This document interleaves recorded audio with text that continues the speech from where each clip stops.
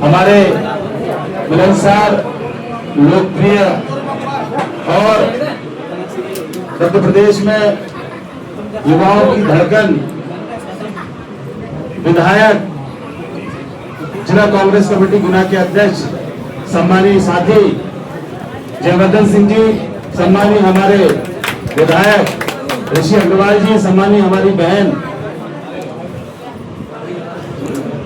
सीमा यादव जी, हमारी बहन पार्वती अहरवार जी, हमारे कन्हैयालाल अहरवार जी, नथन सिंह जी, हीरालाल एडवोकेट जी, हमारे सभी संतोष, पंकज भाई जो चुनाव लड़े थे गुना से, हमारे त्रिपाठी जी, अर्जुन इकलौतिया जी और सभी हमारे साथी, सभी वक्ताओं ने अपनी अपनी बात रखी। और आज सबसे महत्वपूर्ण चीज ये है कि ये जो समाज है, चाहे वो अनुसूचित जाति वर्ग हो, जनजाति वर्ग हो या पिछड़ा वर्ग हो, इतिहास गवाह है। बाबा साहब ने कहा था कि जो कौम अपना इतिहास जानती है वो इतिहास बदल सकती है। इतिहास के पन्ने ये बताते हैं जो इस देश की बहुजन आबादी है, इस बहुजन आबादी को इस देश के इतिहास के पन्ने ये बताते हैं कि इन्हें ना तो शिक्षा का अधिकार था, न सत्ता का और न व्यापार का। हम बाबा साहब अम्बेडकर को भगवान इसलिए मानते हैं क्योंकि बाबा साहब अम्बेडकर ने भारत की आजादी के बाद जो संविधान लिखा, उस संविधान में अधिकार इन वर्गों को दिए और इन वर्गों को अधिकार देकर बाबा साहब अम्बेडकर ने आगे बढ़ाने का काम किया। आज अगर इस देश में और प्रदेश में हम अपने समाज के अधिकारी देखते हैं, हमारे समाज के व्यापारी देखते हैं या हमारे समाज के जनप्रतिनिधि देखते हैं, तो वो सिर्फ बाबा साहब अम्बेडकर के कारण है। और बाबा साहब अम्बेडकर ने अपने जीते जी इतना अपमान सहा, इतनी प्रताड़ना डॉक्टर अम्बेडकर ने सही।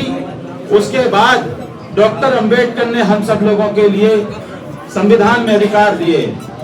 और जब से भारतीय जनता पार्टी सरकार में आई है, भारतीय जनता पार्टी का एक लक्ष्य है कि किसी भी सूरत हाल में जो संविधान डॉक्टर अम्बेडकर ने देश को दिया है वो संविधान खत्म हो। संविधान खत्म क्यों हो? क्योंकि संविधान मानवता की बात करता है, संविधान अधिकार देने की बात करता है, संविधान बराबरी की बात करता है। और जो मनु संविधान है, किसी की बेटी भी बनी है तो ये संविधान का चमत्कार है। अगर इस देश में संविधान नहीं होता तो आज हमारी जो राष्ट्रपति द्रौपदी मुर्मू है वो राष्ट्रपति नहीं होती। हमारी देश की जो पहली महिला प्रधानमंत्री हुई इंदिरा गांधी जी ने लाल किले के प्राचीर से ये कहा था, 15 अगस्त को जब वो प्रधानमंत्री रहते हुए भाषण दे रही थी तो उन्होंने ये कहा था कि अगर इंदिरा गांधी इस देश की प्रधानमंत्री बनी है तो किसी और के कारण नहीं, डॉक्टर अम्बेडकर के संविधान के कारण बनी। आज इस देश की जो 50% महिला आबादी हमारी माताएं बहनें बैठी हैं, हमारी बहन सीमा यादव जी अगर वकील भी बनी है तो किसी और के कारण नहीं, डॉक्टर अम्बेडकर ने जो आजादी संविधान में दी है उसके कारण बनी। जब बाबा साहब अम्बेडकर हिंदू कोड बिल लोकसभा के अंदर लाए थे तो सबसे ज्यादा विरोध हिंदू कोड बिल का किसने किया था? जो भारतीय जनता पार्टी के पितृ पुरुष है श्यामा प्रसाद मुखर्जी। श्यामा प्रसाद मुखर्जी ने बाबा साहब अम्बेडकर के हिंदू कोड बिल का विरोध किया था। और जब डॉक्टर अम्बेडकर जीवित थे तो डॉक्टर अम्बेडकर का दिल्ली के रामलीला मैदान में पुतला दहन करने का काम किया था। मैं आप लोगों से पूछना चाहता हूं कि अगर इस देश में 33 करोड़ देवी देवता हैं तो उस 33 करोड़ देवी देवताओं को सब आदर सम्मान के साथ पूजते हैं, समझते हैं, लेकिन एक भगवान हम सबका है डॉक्टर अम्बेडकर। 33 करोड़ देवी देवताओं के बाद अगर इस देश की बहुसंख्यक आबादी का कोई भगवान है तो डॉक्टर अम्बेडकर। हमारे भाइयों से जितने भी युवा साथी आज मंचासीन हैं, मैं आप लोगों से पूछना चाहता हूं, 2028 आज 3 साल बाद 2028 का मध्य प्रदेश के अंदर चुनाव होना है। मैं आप लोगों से पूछना चाहता हूं कि सब लोग बाबा साहब अम्बेडकर के सम्मान में जरूरत पड़े तो सीना पे गोली भी खा लेंगे, लेकिन मेरे भाइयों जिस पार्टी के मुखिया ने बाबा साहब अम्बेडकर के पुतला जलाने का काम दिल्ली के अंदर किया था 2028 में, अब हम सबको मिलकर उन्हें हराने का काम भी करना पड़ेगा। क्यों करना पड़ेगा? क्योंकि बाबा साहब अम्बेडकर के संविधान को अगर सबसे ज्यादा किसी से खतरा है तो आरएसएस और भारतीय जनता पार्टी से खतरा है। वो नहीं चाहते कि एक दलित के बेटे द्वारा लिखा गया संविधान, इस देश की जो आत्मा है वो संविधान है, वो हर वर्ग को बराबरी की आजादी देता है, हर व्यक्ति को आगे बढ़ने की आजादी देता है। लेकिन जो संघ के लोग हैं वो सिर्फ व्यवस्था में बात करते हैं कि जो व्यवस्था उन लोगों के पूर्वजों ने इस देश में लागू की थी वो व्यवस्था बनी रहे, और जो बाबा साहब अम्बेडकर की व्यवस्था है, जो एक vote one man one vote one value, एक व्यक्ति एक कीमत एक वोट, जो बाबा साहब अम्बेडकर ने हम सबको दिया। बाबा साहब ने कहा कि दलित की बेटी का भी एक वोट होगा। हमारी पार्वती बहन बैठी है, ये दलित परिवार की हैं, और इस देश में जो सबसे बड़ा पैसे वाला है नीता अंबानी, अंबानी की पत्नी नीता अंबानी, ये देखिए उसके पास देश का सबसे ज्यादा पैसा, और हमारी बहन पार्वती अहिरवार, इनका भी एक वोट और नीता अंबानी का भी एक वोट, ये बाबा साहब अम्बेडकर के चमत्कार के कारण। इस देश में बहुत पैसे वाले हैं, इस देश में पैसे वालों की कोई कमी नहीं है, लेकिन वोट उनका भी एक है, इसलिए वोट को बचाना जरूरी है। और वोट बचेगा संविधान के कारण, और आरएसएस पिछले दरवाजे से जो वोट चोरी कर कर चुनाव जीत रही है वो आपके वोट की कीमत को खत्म कर रही है। इस बात को सबको समझना होगा, और विशेष रूप से दलितों को समझना होगा, विशेष रूप से आदिवासियों को समझना होगा कि जो आपके वोट के कारण ये लोग आपके घर पर 5 साल में एक बार आ जाते हैं, अगर आपका वोट का अधिकार खत्म हो जाए तो मैं दावे के साथ कह रहा हूं कि आप अगर घर में भूखे भी मर रहे होंगे तो ये आपके दरवाजे आपको देखने नहीं आएंगे। भैया संघर्ष करो, भैया संघर्ष करो। सबकी जिम्मेदारी है कि हमें वोट को बचाना है, और वोट बचेगा तो हम बचेंगे तो हमारे बच्चे बचेंगे, और हमारे बच्चों का भविष्य बन पाएगा। हमारे जेबी भाई ने बहुत अच्छी बात कही। मैं आपको एक बात इतिहास की बताना चाहता हूँ कि बाबा साहब अम्बेडकर ने जब दलितों को संविधान में आरक्षण दिया तो एक अंग्रेज पत्रकार ने पूछा कि आपने नीति तो बना दी है, लेकिन जो लोग पढ़े लिखे नहीं है उनका क्या होगा, वो कैसे आगे बढ़ेंगे? तो बाबा साहब अम्बेडकर ने कहा कि उनके लिए सरकार ऐसी नीति बनाए कि उनको जमीन दे, उनको रोजगार में, व्यापार में उनको लाभ पहुंचाए। ये बाबा साहब अम्बेडकर ने कहा था, और मुझे इस बात को कहने में कोई अतिशयोक्ति नहीं है कि सामाजिक न्याय के मसीहा इस देश में अर्जुन सिंह जी हुए, और सामाजिक न्याय के मसीहा आदरणीय राजा साहब भी हैं, जिन्होंने इस देश में, इस प्रदेश में दलितों को जो सामाजिक न्याय मिलना चाहिए, जो जमीन मिलना चाहिए, वो जमीन देने का काम किया। सरकारी योजनाओं में दलितों को, पिछड़ों को विशेष रूप से लाभ देने का काम किया, और जो सब्सिडी मिलती थी हमारे एससी वर्ग के लोगों को आज भारतीय जनता पार्टी की सरकार में वो सब्सिडी पूरी तरीके से खत्म हो गई है। तो जो बाबा साहब अम्बेडकर के विचारों पे चलने का काम इस मध्य प्रदेश में अगर किसी ने किया है तो परम सम्मानीय दिग्विजय सिंह जी ने किया है। मैं कहना चाह रहा हूँ, गुना आपका परिवार है, आपका घर है, लेकिन इतिहास के पन्ने दिग्विजय सिंह जी को हमेशा स्वर्णिम महापुरुष के रूप में याद करेगा, क्योंकि उन्होंने अपनी सरकार की परवाह ना करते हुए जो सामाजिक न्याय एक मुख्यमंत्री को करना चाहिए, ये दलित आदिवासी वर्ग के लोगों के लिए किया है। इतिहास और ये समाज हमेशा उनका ऋणी रहेगा। आज ऐसे कई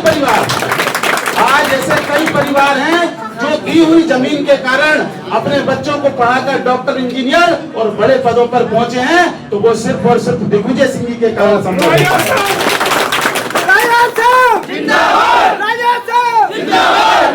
हमारे कई लोगों के पास 3-3, 4-4, 5-5 पेट्रोल पंप है, कईयों के पास गैस एजेंसियां हैं। आप इतिहास में अगर पूछोगे तो ये किसके कारण संभव हो पाया है, तो वो एक ही नाम लेते हैं कि दिग्विजय सिंह जी के कारण हमारे पास ही बना। तो जो काम उन्होंने किया है वो हमेशा अमर काम किया है। सत्ता तो आएगी, सत्ता जाएगी, लेकिन जो ऐतिहासिक कदम जो उन्होंने करके हमारे समाज के लिए दिया है वो भी हमारे समाज के सभी लोगों को याद रखने की जरूरत है। और मैं ये बात हमारे युवाओं से इसलिए कहना चाहता हूं कि आज जरूरत है बड़े दुश्मन से लड़ने की, आज जरूरत है बड़े दुश्मन से लड़ने की। भारतीय जनता पार्टी आपके लड़ने के अधिकार को छीनने का काम कर रही है। इसलिए आज हमारे वोट को कांग्रेस के साथ जुड़ने की जरूरत है। मानवर कांसीराम साहब सामाजिक न्याय के योद्धा, उन्होंने कहा कि जिसकी जितनी संख्या भारी उसकी उतनी हिस्सेदारी। अगर सामाजिक न्याय की बात बाबा साहब अम्बेडकर कांसीराम साहब के बाद इस देश में कोई पार्टी कर रही है तो कांग्रेस पार्टी के नेता आदरणीय राहुल गांधी जी कर रहे हैं।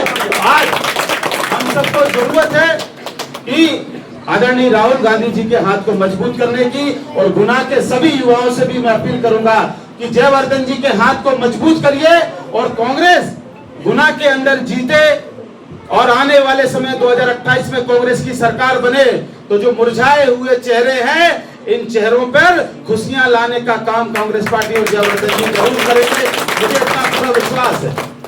और अंत में ये जरूर कहूंगा कि हमारे आरक्षण को खत्म करने का जो विधायक जी ने कहा कि आउटसोर्स पर क्लास 1, क्लास 2 और क्लास 3 में जो हमारे लोग नौकरी करते थे, जिनके घर में 40,000 50,000 की आय होती थी, वो सभी आय को खत्म कर दिया गया है। इसलिए दलितों के लिए मैं कहना चाहता हूं, विशेष रूप से आप लोगों के लिए, आप लोगों के लिए मरने की स्थिति आने वाली है। इसलिए जरूरत है कि एक एक वोट को कांग्रेस को दें और हमारा वोट जो इधर उधर जा रहा है उस वोट को भी हम लोगों को रोकना है। 2026 के नवंबर में मैं आप सब लोगों के बीच में कहना चाह रहा हूं कि 2026 के नवंबर में हम लोगों ने एक टारगेट रखा है कि 10,000 युवाओं का भोपाल के अंदर एक दलित समाज के सभी वर्गों जातियों के लोगों को, युवाओं को बुलाकर, बुद्धिजीवियों को बुलाकर भोपाल की राजधानी में हम एक कैडर कैंप करेंगे। और आने वाले 2028 में हम एक ऐसी फौज तैयार करके 2028 में हम लोगों को सरकार बनानी है। ये हम सब लोगों के लिए मरने की स्थिति है। अगर हम लोग सरकार नहीं बना पाए तो आपके सभी अधिकार छीन लिए जाएंगे। और सबसे महत्वपूर्ण जो अधिकार है वो वोट का अधिकार है। वोट की, हम लोग कहते हैं ना, वोट की कोई कीमत नहीं होती। क्यों नहीं होती? क्योंकि वोट से आप राजा चुनते हो। आज राजा मोहन यादव है, अगर सरकार बनी 2028 में तो राजा जीतू पटवारी भी बन सकते हैं, राजा जयवर्धन सिंह जी भी बन सकते हैं। राहुल गांधी जी जिसको तय करेंगे, लेकिन राजा तो हमें बनाना पड़ेगा, क्योंकि राजा हमारा रहेगा तो सुरक्षा और विकास हम लोगों का तय रहेगा। इसलिए इस अवसर पर मैं गुना के सभी हमारे अनुसूचित जाति वर्ग के साथियों का, गुना के हमारे आम कांग्रेस जन के साथियों का मैं हृदय की गहराई से बहुत बहुत धन्यवाद अदा करता हूं कि आप लोगों ने मेरा स्वागत सम्मान किया। लेकिन एक विश्वास के साथ मैं गुना छोड़ के जाऊंगा कि हमारे आने वाले 3 महीने के अंदर हम संगठन का विस्तार करेंगे और संगठन में सभी युवा साथी, सभी जुझारू साथी और सभी अम्बेडकरवादी साथी जुड़े। आने वाले समय में जयवर्धन जी का हाथ सब मजबूत करें और 2028 की जो लड़ाई लड़ने वाले हमारे साथी तैयार होंगे, निश्चित रूप से हम 2028 की लड़ाई जीतेंगे। बाबा साहब अम्बेडकर के सम्मान में जोरदार नारे आप लोग लगाइए। जब तक सूरज चांद रहेगा, सूरज चांद रहेगा, संविधान की रक्षा कौन करेगा? संविधान की रक्षा कौन करेगा? जय भीम, जय संविधान।